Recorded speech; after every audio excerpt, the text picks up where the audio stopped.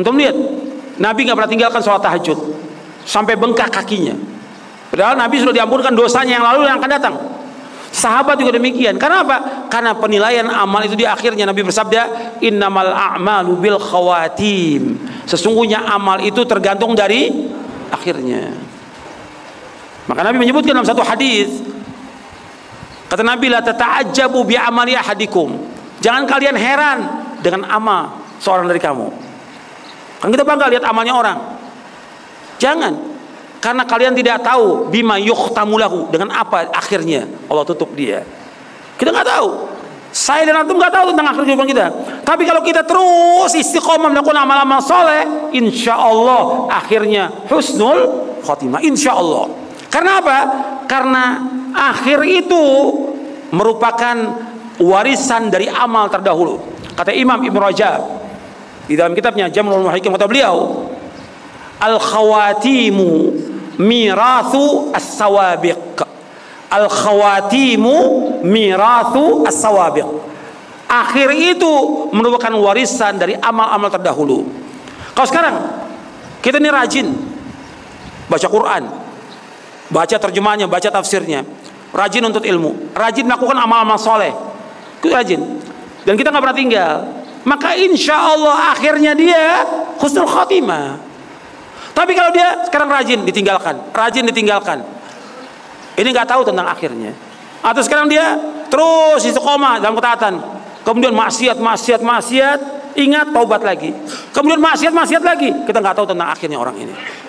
Makanya teman perhatikan, kalau kita bisa terus ini, insya Allah itu merupakan akhir yang terbaik buat kita. Karena apa?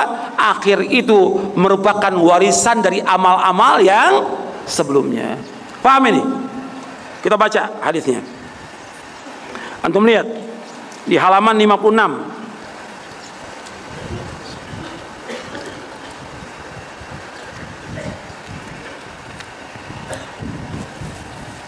Halaman 56. Allah berfirman dalam surah Ali Imran ayat 102, ya ayyuhalladzina amanu taqullaha haqqa tuqatih wa la tamutunna illa wa antum muslimun. Wahai orang beriman, bertakwalah kepada Allah sebenar-benar takwa kepada Allah, dan janganlah kamu mati kecuali dalam keadaan muslim. Nabi bersabda SAW, innamal a'malu bil khawatim. Sesungguhnya amal-amal tergantung daripada akhirnya. Kata Ibn Rajab, hadis ini sahih riwayat Bukhari dari Sahal bin Sa'ad. Kata Ibn Rajab begini, penutup amalan adalah warisan dari amal-amal kita terdahulu yang sudah kita kerjakan, dan semua telah tetap dalam kitab terdahulu. Maka dari itu kaum salaf dahulu sangat takut dari su'ul khatimah. Tolong dengarkan baik-baik. Tolong dengarkan. Saya bacakan ulang ya. Antum lihat halaman 56. Penutup amalan adalah warisan dari amal-amal kita terdahulu yang sudah kita kerjakan, dan semua itu telah tetap dalam kitab terdahulu. Maka dari itu kaum salaf dahulu sangat takut dari su'ul khatimah, akhir kehidupan yang buruk. Di antara mereka ada yang gelisah jika diungkit amal-amal yang telah lalu. Jadi amal-amal dulu yang buruk, yang jelek, yang maksiat, takut diungkit. Kalau sekarang apa? Banyak orang bangga cerita. Dulu umpamanya dia biasa berbuat kesyirikan, dulu biasa berbuat bid'ah, kemudian cerita, dulu saya ini suka bacain yang lain-lain lah, selawatan begini, maulid, tiba segala macam. Ini perbuatan-perbuatan yang bid'ah diceritakan kepada murid-muridnya. Benar atau tidak perbuatan ini? Tidak benar. Maksiat nggak boleh. Siapa aja? Apakah dia orang kafir yang baru masuk Islam, pendeta, nggak boleh cerita dia tentang jeleknya dia? Atau dia seorang pemusik? Atau dia penyanyi? Atau dia rentenir? Atau yang lain? Yang sudah dia tobat, tutup gitu. Jangan diceritakan lagi kepada orang lain. Nanti apa? Dia akan bangga dengan maksiatnya. Dan ternyata ada, bukannya orang awam, dai, seorang dai bangga dengan perbuatan bid'ahnya yang dulu.